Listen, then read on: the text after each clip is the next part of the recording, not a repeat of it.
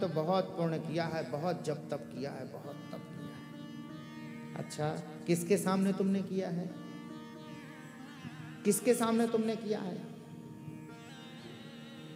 सामने तो किसी के नहीं किया है, हमने तो सब चुपके से किया है। पाप और पुण्य यह सब वास्तविक तो व्यक्ति को छुपा के ही करना चाहिए।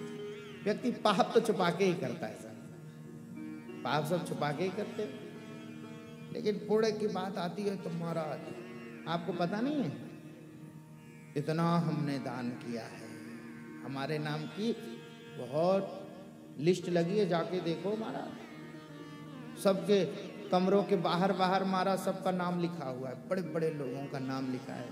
अमुक व्यक्ति ने ये बनवाया, तमुक व्यक्ति ने ये बनवाया, वो बनवाया, लेकिन पाप की लिस्ट नहीं लगाता कि हमने ये पाप किया, हमने वो पाप किया, हमने ये पाप, उसका नहीं करता कोई व्यक्ति। हम अगर सोचे कि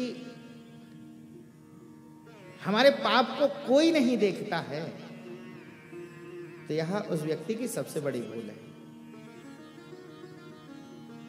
इस कैमरे की नजर से तो हम बच सकते हैं, थोड़ा इधर उधर हो जाएंगे तो हम बच जाएंगे, लेकिन भगवान के जो कैमरे लगे हुए हैं उनकी नजर से कोई नहीं बच सकता है। भगवान का कैमरा लगा है दादा, ऐसा कैमरा है कि कभी नहीं बच सकते उनसे। कहीं भी चले जाओ तुम, आप कहेंगे भगवान के कहां कैमरे लगे हैं? हाँ, आप सीसीटीवी कैमरे की नजर में हैं, लिखा रहता है। आप सदा भगवान के नजरों में हैं। भगवान का कैमरा है सूर्य और चंद्रमा, ये भगवान के बड़े वाले कैमरे लगे। दिन में सूर्य सारी रिकॉर्डिंग हमारी कर रहे हैं और रात्रि में चंद्रमा सब रिकॉर्डिंग कर रहे हैं, और जो कुछ भी थोड़ा बहुत बचा रहता है उसको अग्नि देवता हमारी रिकॉर्डिंग करते हैं। ये प्रत्यक्ष सब देवता विराजमान होकर के हमारी सारे सीरियल हमारी बन रही है। हाँ, सब चल रहा है हमारा सीरियल। यहां से वहां पहुंचोगे ना, क्या किया तुमने? बोले बहुत पुण्य किया हमने, बहुत कथा सुनी, बहुत यज्ञ किया, बहुत दान किया। पाप किया? ना ना ना, कभी पाप नहीं किया हमने, आज तक कोई पाप ही नहीं किया है।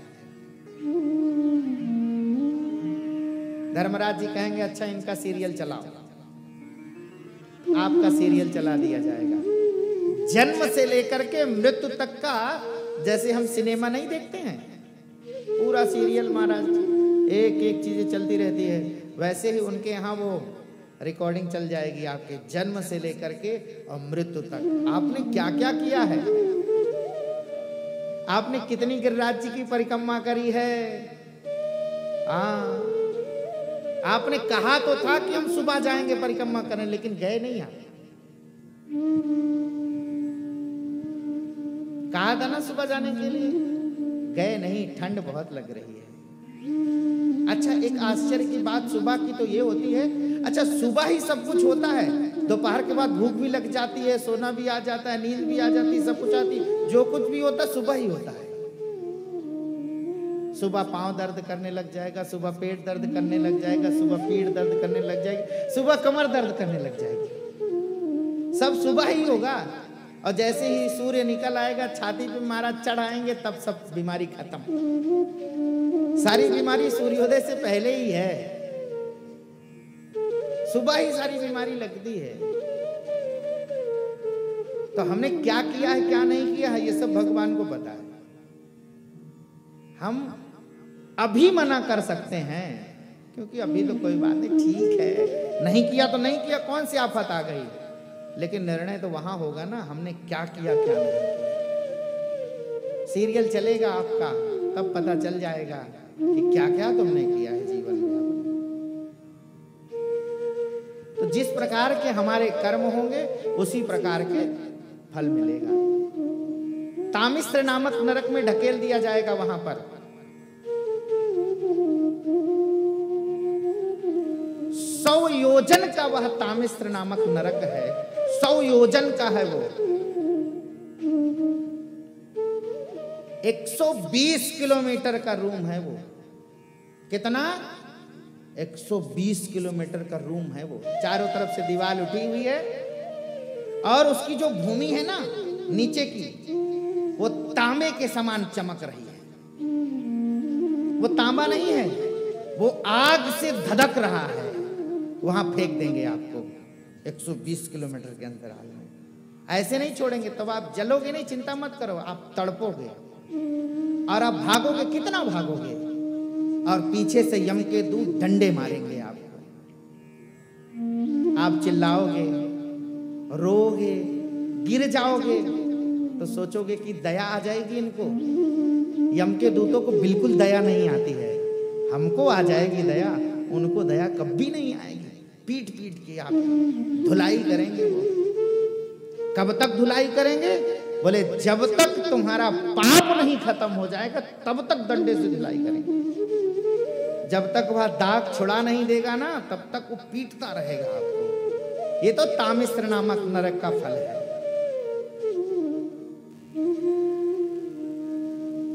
यस्ति वह एतदहमिति ममेदमिति भूतम द्रोहेण केवलम स्वकुटुंबमेवानुदिनं प्रपुष्णाति सतदिह विहाय स्वयमेव तदशुभेन रौरवे निपतति। जो जीव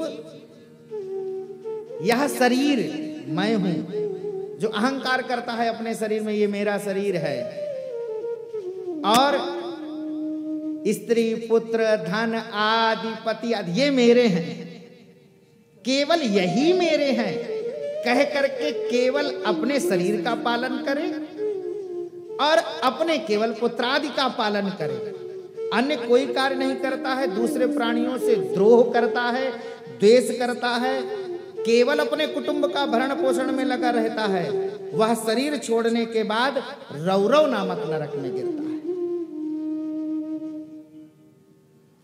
इस संसार में उसने जितने प्रकार के जीवों को उसने कष्ट दिया है,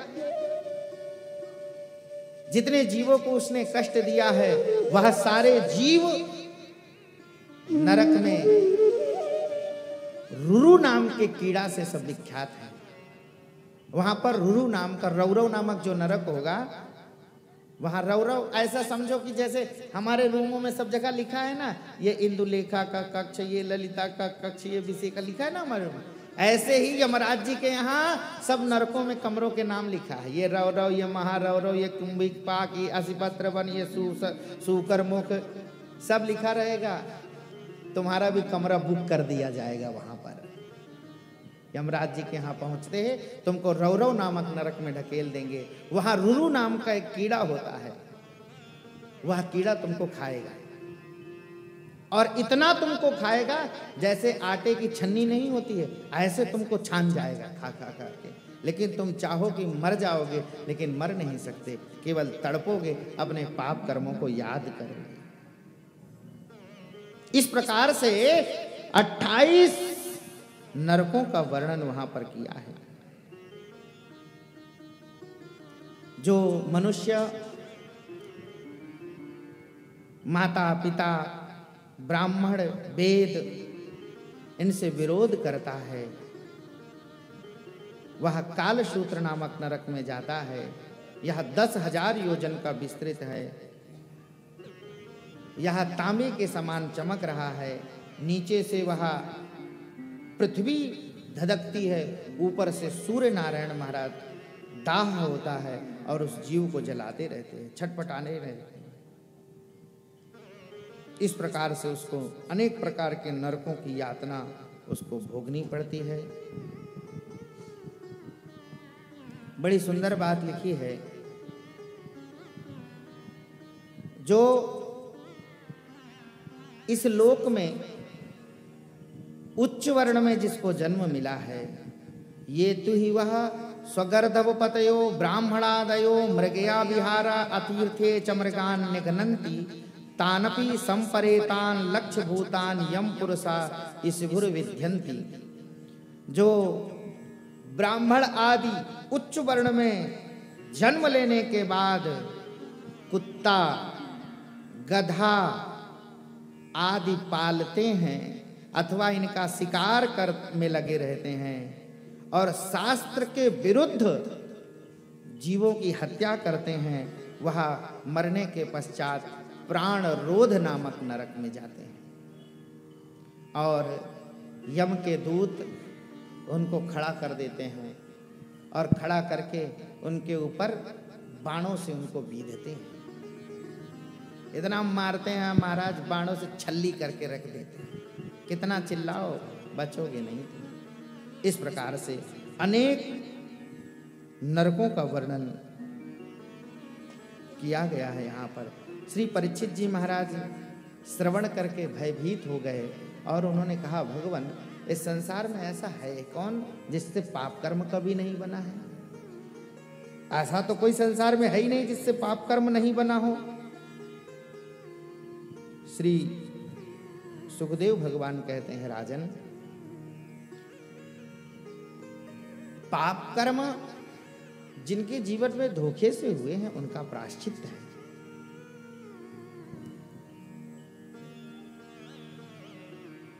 व्यक्ति प्रातः काल से लेकर के सायं काल तक कुछ ना कुछ कोई ना कोई पाप व्यक्ति से बन जाता है। तो उत्तम है कि उन पापों का वह प्रायश्चित कर ले। प्रायश्चित का सर्वश्रेष्ठ साधन क्या है? बोले प्रायश्चित का सर्वश्रेष्ठ साधन है भगवान नाम। भगवान नाम का आश्रय जो ले लेता है उसके जीवन में जो धोखे से पाप हुए हैं उनका वह प्रायश्चित कर लेता है।